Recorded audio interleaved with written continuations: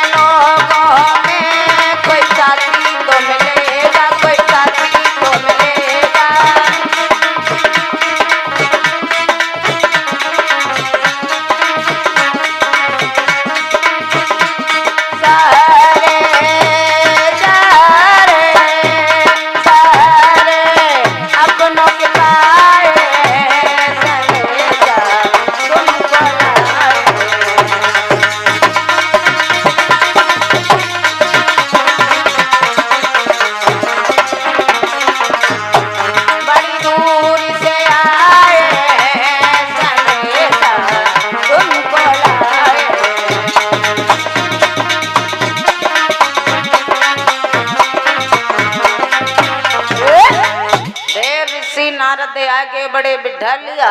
16 प्रकार से पूजन करने के बाद कहा कि ये ऋषिवर कैसे आगमन हुआ। बोले महाराज सच बताएं, सभी जानते हैं महाराज दुनिया में जब आपके साथ बुरा होगा तो बुराई करने वालों में सबसे पहला आपका कोई अपना होगा। समझे नहीं? बोले तुम क्या समझोगे, तुम्हारे साथ में विश्वास धोखा किया गया है। वो किसने किया? बोले जिसे तुम अपने घर का समझते थे वसुदेव ने छल किया। वो कैसे किया? बोले देवताओं के कहने से तुरंत की प्रकृति कन्या को लेकर के आ गए, यशोदा के आंगन में कन्हैया को लेटाया। इन्होंने तुम्हारे साथ में छल किया, धोखा किया है, तुम्हें तलवार ली।